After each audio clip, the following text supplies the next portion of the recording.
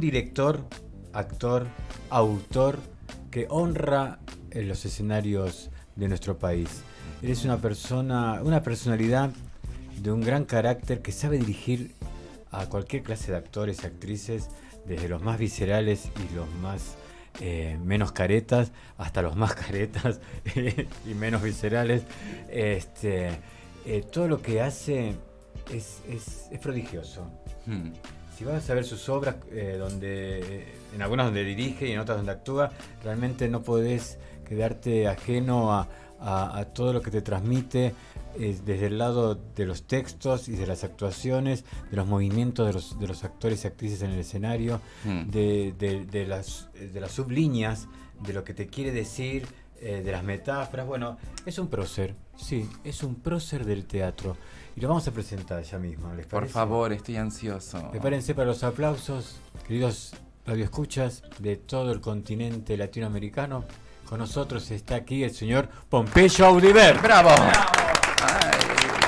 Buenas tardes, Pompeyo, querido director, amigo, ser humano. Hola, Mosquito. ¿Todo bien? Gracias por esa presentación que me puso colorado.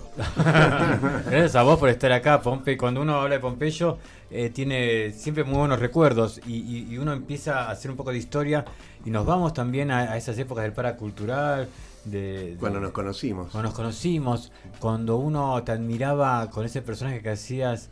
¿Era imitando a Sandrini? A Pepe Arias. A Pepe Arias. Era un homenaje a Pepe Arias, sí, un monólogo que llamaba Muerte Rea. Era fantástico, sí. Con una escalera. Con una escalera, el tipo empezaba que se iba a suicidar.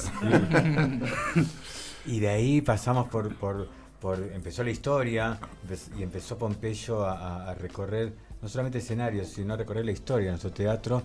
Y podemos también anclar un poquito en Postales Argentinas. Claro, Postales Argentinas fue un espectáculo hermoso que hicimos. En San Martín. Que se desprendió de un número que yo hacía también en el Para, que se llamaba Recuerdos son Recuerdos, con Carlos Vigiano, el bandoneonista. Era un número de un tipo que traía recuerdos de su infancia terribles, ¿viste?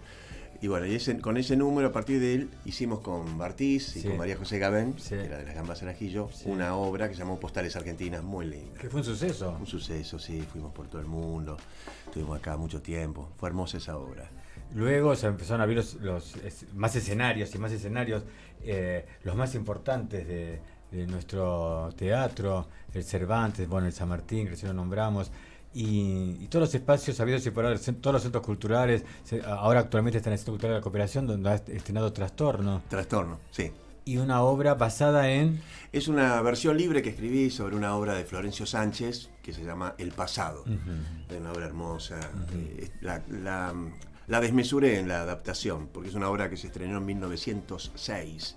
Wow. Que era ya muy audaz en su planteo, pero todavía tenía como cierto atraso. Entonces yo le metí mano ahí a la escritura y también al código de actuación con el que lo llevamos adelante, la volví más grotesca. Sí. La llevé a otra escala y funciona muy bien, la verdad. Hablando de códigos, ¿hay un código de actuación de Pompeyo dirigiendo en sus obras? Sí, depende de los materiales de que se trate. Hablamos de materiales, hablamos de los textos. De los textos, sí. Depende del texto, lo que requiera también la dramaturgia. Pero yo trato de que la actuación siempre tenga un corte poético, una suerte de artificialidad en términos de la formalidad, la forma de comportamiento, que no sea excesivamente artificial, pero que tenga, como en la composición del cuadro escénico, en la composición de los cuerpos, en la forma de decir, que tenga algo que hable más allá de las circunstancias de las que hable la obra. Sos muy riguroso con eso, ¿no? Sí, hay algo de eso que me gusta, que es esa naturaleza poética del teatro, que es como una estructura más metafísica, más poética. Uno va al teatro a sondear identidad, pertenencia a otra escala, a reconocer que uno no es uno de algún modo, sino que es parte de una estructura sagrada, de la presencia individual y colectiva. Lo sagrado está mucho en tu obra. Sí, el teatro habla de eso. Más allá de que uno va a ver una obra que tiene sus circunstancias, pero en el fondo también uno va a ver algo vinculado a la reencarnación, a la sospecha de haber sido otros. Creo que en el teatro uno de algún modo satisface esa curiosidad vea cuerpos que dicen ser ellos, esos personajes, y uno sabe que son los actores. Sí, claro. Y sin embargo uno ve que esa intensidad con la que fingen ser otros a veces es superior a la intensidad con la que esos seres viven en sus propias vidas. Con lo cual uno dice, bueno, ¿no será eso. que finalmente hay una estructura de base Claro. que puede soportar cualquier tipo de identidad y que eso también es el teatro, nos revela como estructuras sagradas y también a la propia identidad como un parásito o como una identidad aparente o provisoria? ¿Cómo sería eso de la propia identidad como un parásito? Me encanta. Y la idea de que nosotros estamos en un frente histórico que afirma mucho una unidimensionalidad. El frente histórico dice ser una cosa, la propiedad privada, el egoísmo, esa cosa más sectaria de cada cuerpo sobre sí mismo, todo muy aferrado. Y creo que finalmente la identidad se construye con esa paranoia, con ese miedo, y uno empieza a afirmarse mucho en una situación más unívoca y unidimensional, mientras que en una sociedad más radiante, más igualitaria, el concepto de la identidad no sería tan tenso y podría entrar otra cosa ahí también, otros ecos de otras identidades que uno ha sido o que uno va a ser y que también las puede percibir desde hoy. Creo que el teatro es un campo de esa experiencia, donde uno de algún modo atisba a la identidad por fuera de sus tensiones y de sus ocupantes.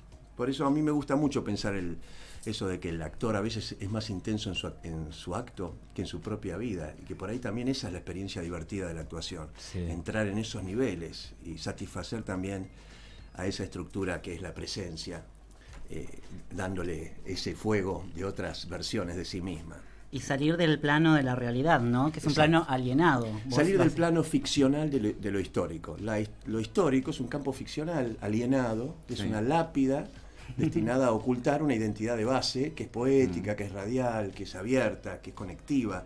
Pero toda esa identidad de base está siendo paralizada y lapidada por el frente histórico, que la paraliza. Cuando hablamos del frente histórico, ¿qué significa? El capitalismo y toda su modalidad histórica, la propiedad privada, toda la línea que nos bajan desde las estructuras del poder, todo eso me parece que la televisión, los medios, toda esa forma de inoculación de la subjetividad que está en curso, que paraliza, que aterra, que produce miedo y paranoia. Finalmente uno queda sumido en su rincón, en su casa, a solas, con algunas conexiones mínimas. Nosotros por ahí artísticamente somos artistas, tenemos más conexiones. Pero imagínate una persona que tiene que laburar todos los días, en su taxi viene a su casa alienado, y lo único que tiene es la tele como conexión con el exterior. Y esa tele está capturada por el enemigo y le bajan odio todo el tiempo. Entonces esa persona está... Bueno, por eso suceden las cosas que suceden. Claro, esa persona está paralizada y desvirtuada de lo que podría ser. Es una gran tragedia la que estamos viendo. ¿Y cómo le haríamos frente desde el arte? Y creo que el arte tiene que tener una condición poética, tiene que ser un piedrazo en el espejo, no un espejo. Creo que el teatro, el problema que tiene es que a veces se solaza espejeando la realidad tal cual es y revelando algunos acontecimientos psíquicos de esa realidad, una catarsis emocional con alguna circunstancia de moda. Pero creo que también hay algo más que se puede revelar con la operación teatral, que es que la identidad pertenece a otro plano. Para eso hay que hacerlo de cierta forma, tiene que ver con las formas de producción de lo teatral. Yo lo llamo el piedrazo en el espejo, en el sentido de que el teatro tiene también que revelar, por la forma en que está hecho, esos otros costados. Es como lo que pasa con el Guernica de Picasso, ese cuadro sobre el bombardeo a Guernica, que uno dice, bueno, ¿qué es lo revolucionario de ese cuadro? ¿Que hable del bombardeo nazi? ¿O la forma en que está hablando del bombardeo nazi resulta ser más revolucionaria que el mensaje político que tiene? Creo que es eso, la forma de romper el espejo que hace Picasso en el Guernica, activa una identidad poética del que mira ese cuadro, y eso es revolucionario. Cuando vos una obra de arte te activa una identidad poética y vos entendés eso, más allá de que eso no es un espejo. Me parece que ahí es donde el arte da consigo. O Bacon, o esos grandes pintores, o ciertos teatros más rupturistas. Creo que se trata de eso. ¿Tu papá era pintor? Mi papá era grabador, pintor, sí. Y mi abuelo también. ¿A él le gustaba Picasso? Sí. Mi abuelo tenía... Me acuerdo cuando yo era pibe, un día llegamos a la casa de él y había un cuadro de Guernica enorme, que lo había en una reproducción, Sí. y tenía una bisagra, lo levantó y adentro estaba el televisor, ¿viste? Era muy gracioso, porque había comprado un televisor, pero lo gráfico. tenía atrás del Guernica, ¿viste? Qué simbólico. Claro. Era toda una metáfora. La presentación que hizo. Era como una instalación del Ditela. Tal cual. Bueno, y otro día había un asado para 60 personas, Sí. y un asado iban a comer pollo asado, y mi abuelo tenía un duraznero gigante atrás, y había colgado los pollos crudos del duraznero como si fueran frutos, ¿viste? Yo era pibe, llegué y vi todo el duraznero con pollo.